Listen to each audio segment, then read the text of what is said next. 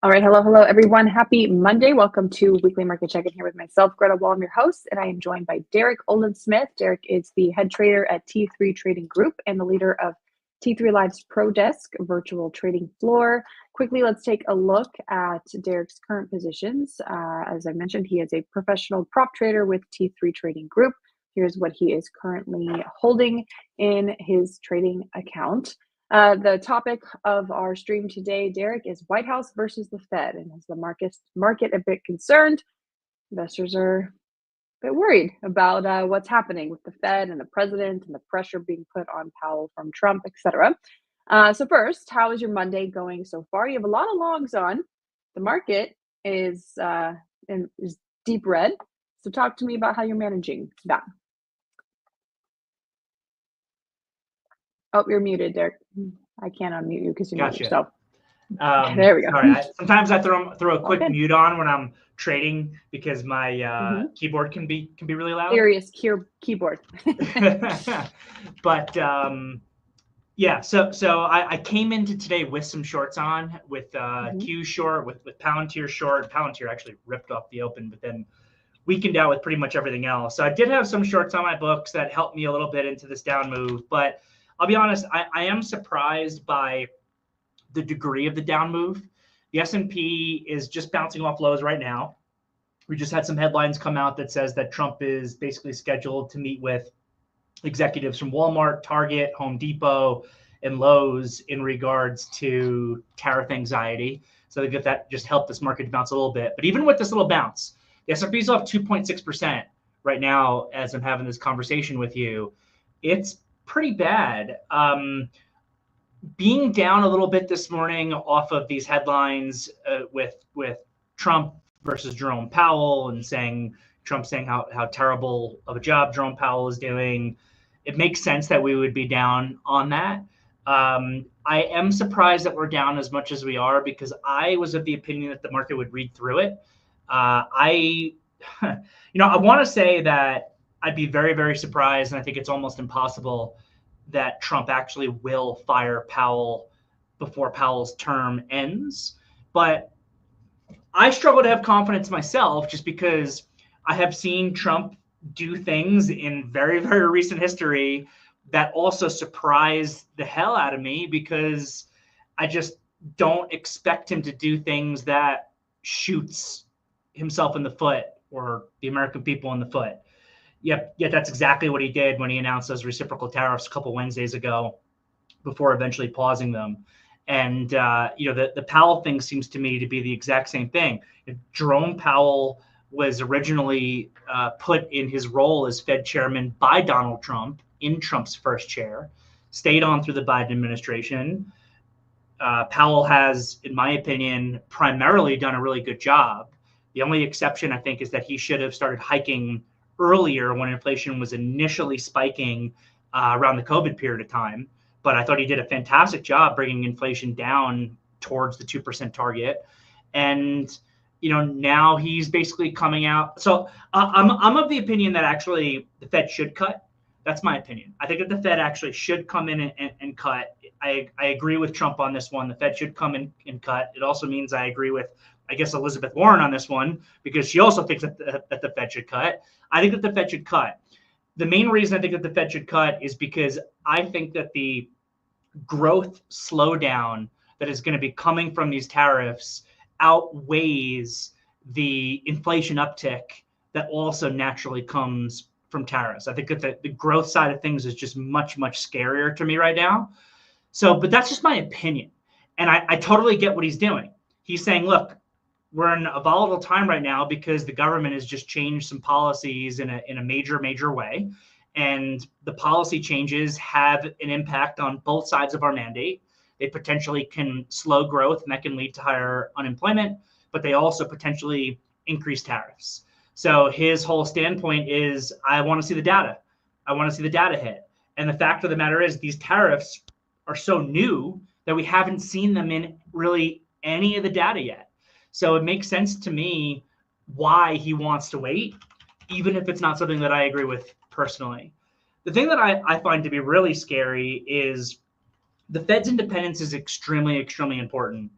And if you remember, my biggest gripe with the entirety of Trump's first term was that I felt that at a certain point when he didn't like what Jerome Powell was doing really in like that 2018 period, I think it was, he was once again threatening to come up with ways to fire him.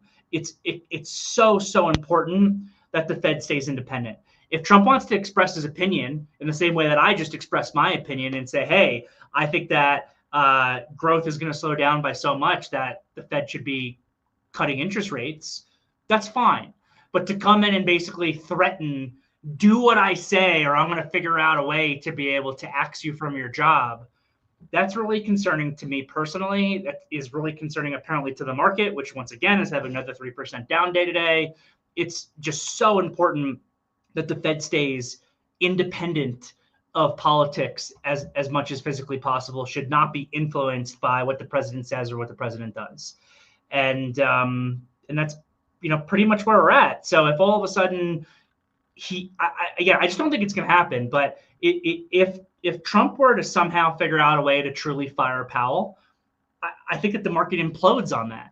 I think that we see a repeat of what we saw earlier in this month, where we had one of the fastest down moves in the history of markets, because you fire the Fed Reserve chairman, all of a sudden you make that like a much more political position where the Democrat fires the one that the Republican put in, the Republican fires the one that the Democrat puts in. It really, really erodes faith in the financial system and would be an absolute and utter disaster. So I just hope and pray that it doesn't happen. Yeah, would not be a good move for the markets and their uncertainty. Scared of uncertainty. Traders, investors, the market in general. Uncertainty is not good. Traders, though, I mean, you can make money in any environment as long as it's volatile enough, right? All right, let's talk about what's coming up this week. We get some big tech earnings this week. We got the start of big tech with Netflix on Thursday after the close. A weird Thursday after the close, because Friday the market was closed. So it's definitely a very weird Thursday report for Netflix. There was no open the next day until today was the open that we got to respond to that. The market got to respond to that report. Tell me what you think about the response to Netflix's report. And then we're getting Tesla tomorrow after the close, Google Thursday after the close. So anything coming up for these reports this week? And your overall thoughts on earnings season as it starts? I've talked to a lot of traders, obviously, with T3. And the big question is, will everyone pull guidance or not based on the tariffs? Sure. So that's definitely the question. I guess, so first on Netflix, the Netflix report was good. It was good. I don't think there was anything in there to really knock your socks off, but it was good. It was enough for it to go up. Netflix was already one of the stronger stocks that's out there. It's being viewed as a little bit of a safety play. I think market participants think in a recession that Netflix actually becomes one of the last things that you cut, which is interesting. Just you got to have that entertainment, I guess. So Netflix had already been trading well. The report was good. It makes it especially impressive that the NASDAQ is able to be down 3% today when Netflix is up a couple of percent on a decent report, because usually that actually your first big tech company, even though we took Netflix out of the Mag 8, it was in FANG. Now it's out of the Mag 8. It still should have been enough to buoy sentiment a little bit higher to get some buying to come in on this market. But I guess it's just being overshadowed by what we were just talking about with Jerome Powell and Donald Trump. So Netflix report was good. I had called out a long in this thing a few days ago for the team versus like the 945 area. That worked pretty well. $1,000 is important today. It's holding that as kind of a rough resistance zone. So that's a spot to pay attention to. I also called out a long pre-market versus 980. The low of the day is a little bit below that. So I think that was a decent call. So Netflix looks good. We have Tesla, I guess, tomorrow after the close. Tesla's going to be an interesting one. If the stock wasn't still expensive, in my view, I would love this as a counter trend trade even into earnings. And I usually don't take bet into earnings because the sentiment on Tesla is just in some ways worse than it's ever been ever. And Tesla's down another 6.5% today because it had more bad news hit again, because it seems like that's just the theme for Tesla, more bad news hitting so regularly on it. They're having a delay in their Model Y, I think it is. I can't keep up with all the different models that they have. But they're having a delay in that, which I think was fairly anticipated. That model was going to come out, not the delay itself. So Tesla getting hit hard. We'll see what happens. The growth numbers are going to be really interesting to me.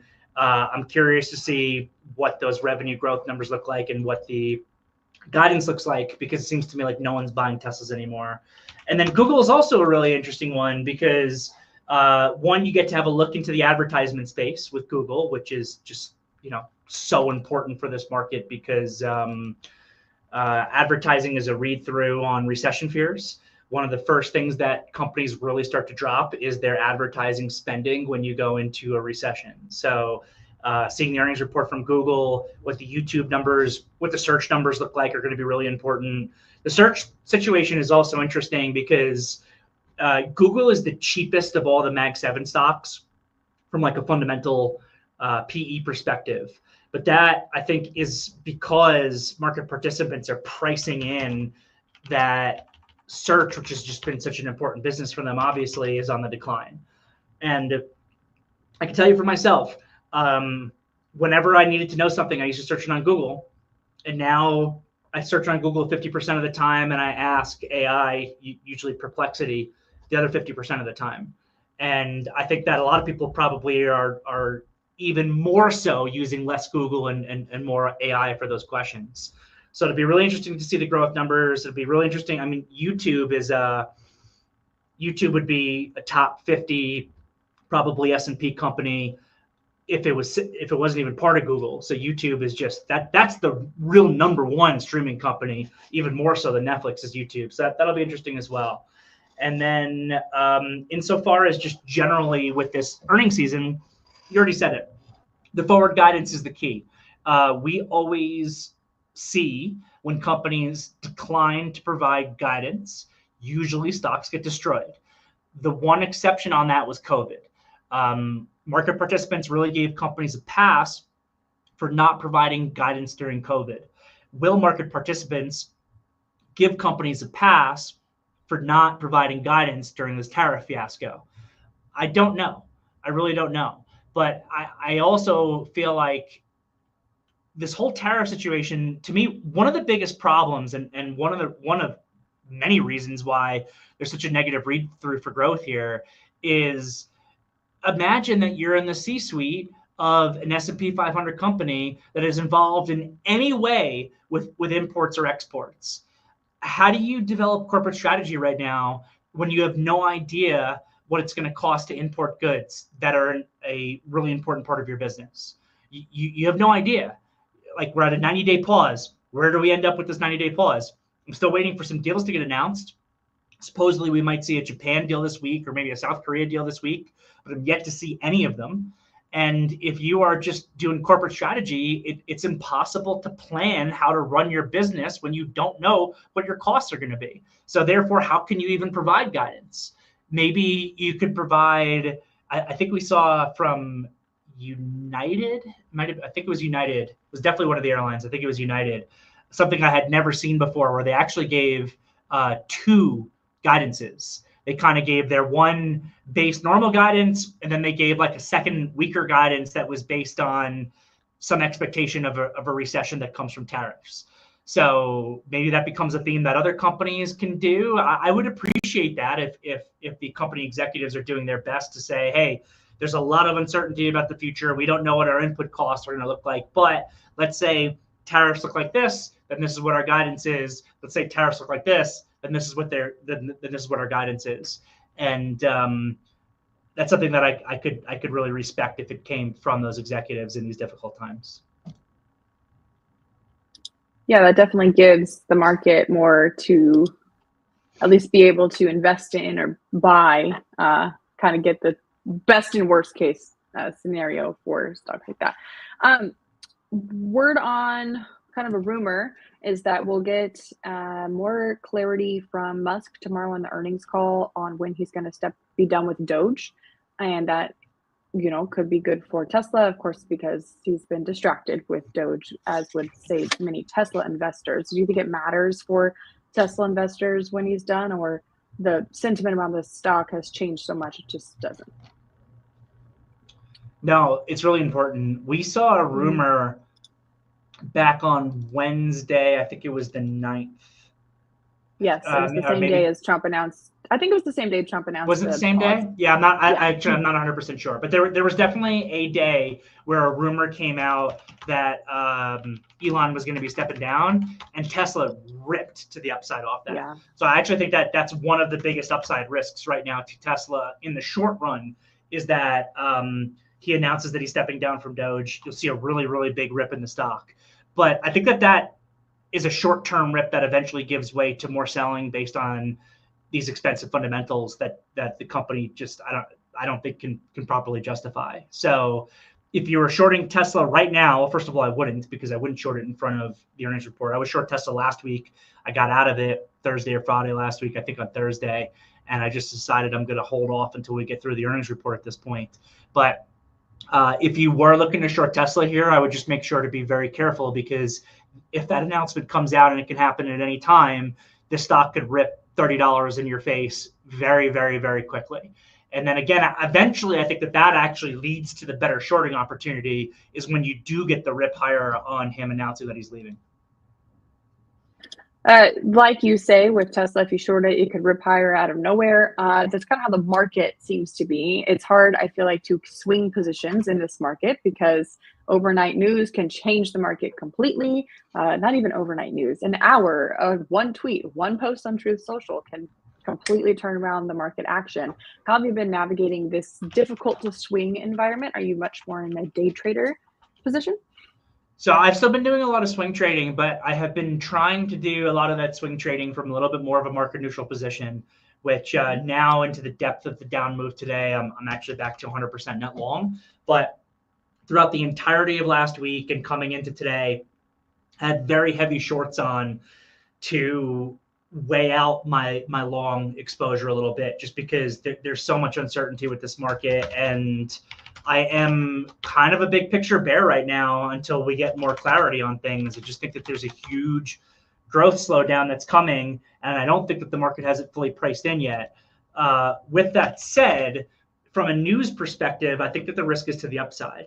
We are absolutely still seeing the market go down on bad news, and we're seeing the market go up on good news, but the market seems to move up more and faster on good news right now than it does go down on bad news. So I think if you see a headline this week that a deal gets done with Japan or South Korea, that could help give this market a really big boost. I think that one of the biggest upside risks from a news perspective is even just a headline that says that China and the United States have scheduled a phone call to begin a conversation on trade. If you see that China headline hit, which I think has to happen eventually, you get a huge rip higher. With that said, every single day that goes by where we don't get trade deals done, it just hurts our economy and the global economy more and more and more. But I think that the general news risk is to the upside. But the technicals today is breaking the technicals again. 520, I could pull up my chart real quick. 520 is just such an important level for the SPYs. And we opened up at it. And I actually thought, again, I mentioned earlier, I'm surprised by the degree of the down move today. I thought that the market was really going to try to hold this 520. I thought we were gapping down like 1% or so on this chatter that Donald Trump is going to try to fire Jerome Powell, but that all it was chatter, large gap down, huge support level. I thought we were actually going to get bought up off that. I was completely wrong. We broke through 520 early, and we haven't been able to catch a bid pretty much at any point the entirety of the day, with a small exception on when, right as we were about to speak, the executives of Walmart, Target, Home Depot, and Lowe's are supposedly going to be speaking with Donald Trump on tariffs. It helped us get a little bit of a bounce. Outside of that, we broke a huge support level, and we're getting follow through to the downside on the break of that support level. So the technicals right now are starting to look really, really nasty again. But I think that the headline risk is to the upside, and the flip side of these gross technicals here is we're starting to get really extended again. The way that I like to measure extension is versus the ADMA. So that ADMA is in a weak market, what I consider to be the lower band of technical equilibrium. In a normal market environment, and we're not in a normal market environment, but in a normal market environment, anything that's beyond $10 away from the ADMA, I consider to be extreme extension. Right now, as we're having this conversation, we are $15 or so extended from the ADMA. So we are currently in like what I consider in a normal market environment to be extreme downside extension. In this market environment, that's really been more like $20. And we did see at this absolute low, and the market became more extended to the downside than it ever has at any point in my entire career, at any point going back to the financial crisis. We got almost $50 a downside extension. That's how absolutely insane things got. But I think that the crashy part of the market is done for the short run.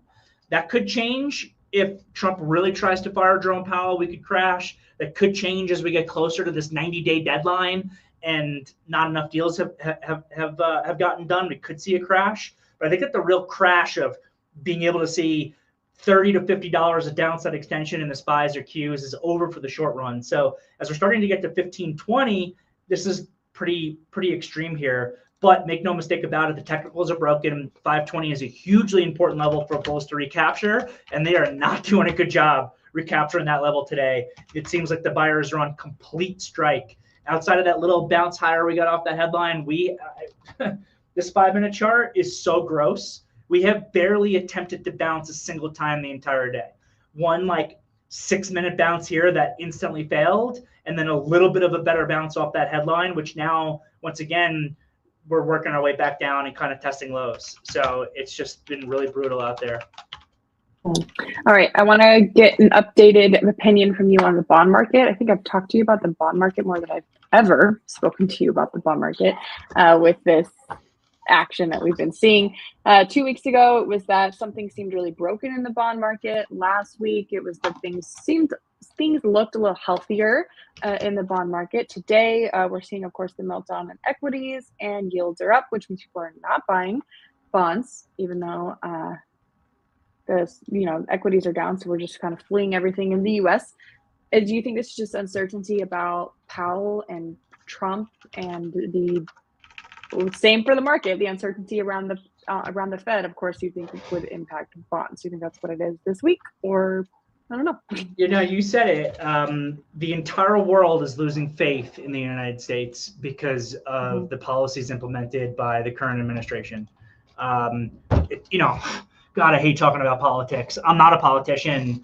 I really hate talking about politics. I just want to talk about markets. I just want to talk about stocks. But this environment has made it impossible to not talk about some degree of politics in conjunction with what it's doing to the market. And I'm not going to get up here and talk about abortion or, I don't know, gay marriage or anything like that. Obviously, I have my opinion on those things. I'm not going to say anything about them. I would rather not talk about politics at all. But in regards to Trump's policies and the economy and how it's impacting the market, it's just something that's necessary that we have to speak about.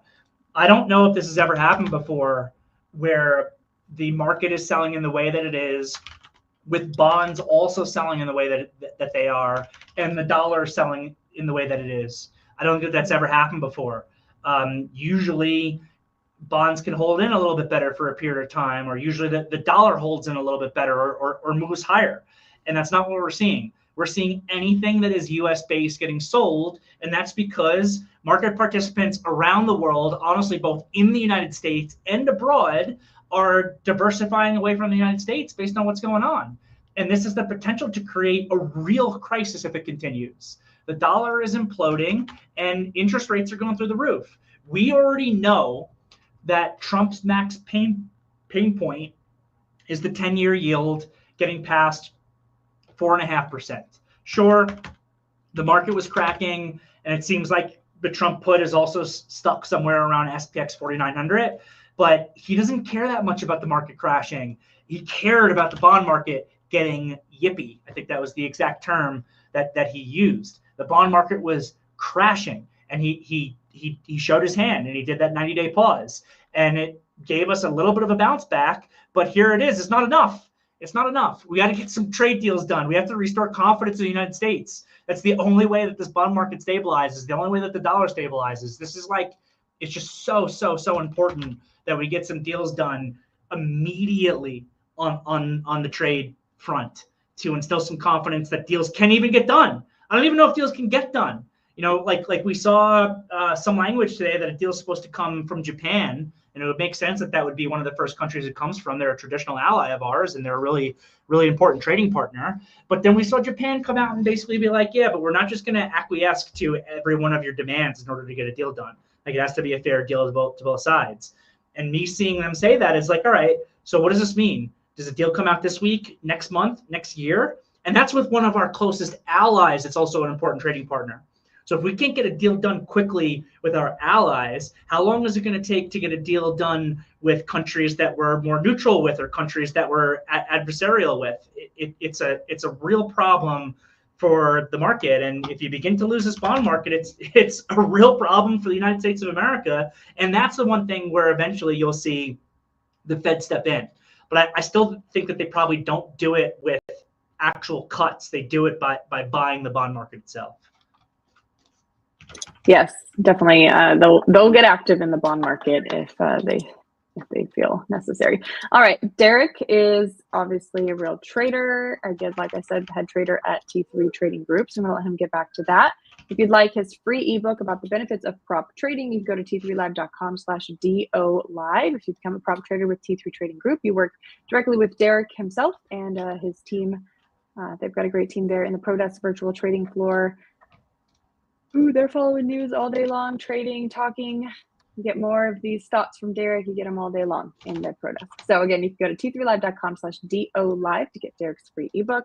Derrick, thank you for joining me today. I'll see you next week, and good luck in this week of trading. I hope it is a good one for you. Thanks, Greta. Have a good one. Talk to you soon. All right, bye.